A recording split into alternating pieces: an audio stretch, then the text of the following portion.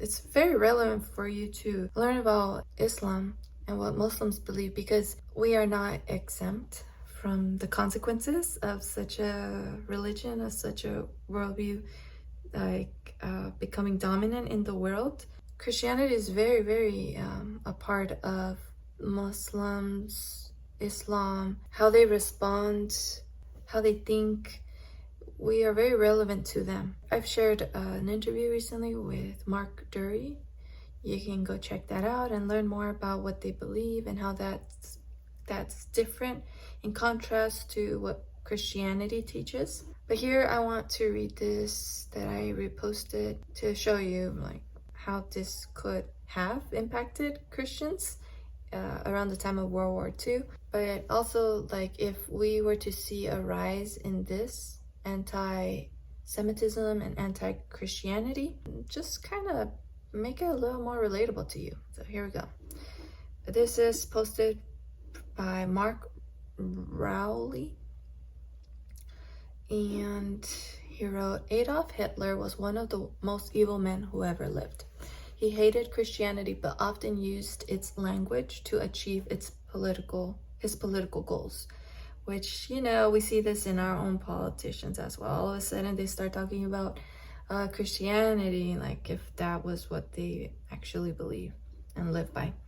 Once he was firmly in power, the gloves came off, and the plan was to completely annihilate the church in Germany after the final victory of the Nazis, which thankfully never came.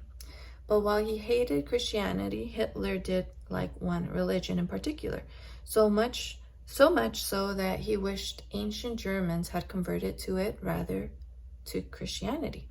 What religion was it? Islam. This is attested to by several sources who were very close to Hitler.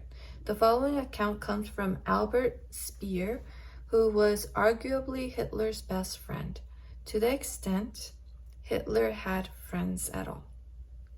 He was Hitler's favorite architect before the war and helped him design the gargantuan structures that would become the new capital, a totally redesigned Berlin of the Nazi Empire, Germania, or Germania, I don't know. From this, Speer recorded Hitler's conclusion. Hitler usually concluded this historical speculation about Germans becoming Muslims by remarking, "You see, it's been our misfortune to have the wrong religion. Why didn't we have the religion of the Japanese, who regard sacrifice for the fatherland as the highest good? The Mohammedan religion, too, would have been much more compatible to us than Christianity. Why did it have to be Christianity with its meekness and flabbiness?" Speer likewise recorded Hitler's plans for the church. "Once I have settled my other problems," Hitler occasionally declared, "I'll have my reckoning with the church. I'll have it reeling on the ropes." Yeah, it was Hitler's greatest inconvenience, Christianity. It was totally incompatible to what he was doing and how he was going after people. It inconvenienced the worldview he was trying to spread, that we were not all created in the image of God, that we are not all equal. He wanted to say that certain people were more valuable than others, and darn it, God got in his way. It was harder to manipulate people who believed the Christian worldview. And that is why I dare say that the Christian worldview is definitely the best one for our world. Not to mention that as a Christian, I believe it's the only true one, and that we have a lot of good reasons to believe that it is true.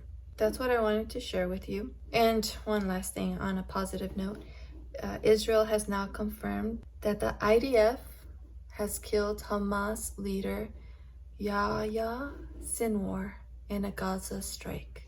And there are pictures, you could see the evidence, but Israel was slower than other people that were announcing that this had happened. So it wasn't until recently that they officially said that, yeah, this is the case. And so another defeat for Hamas.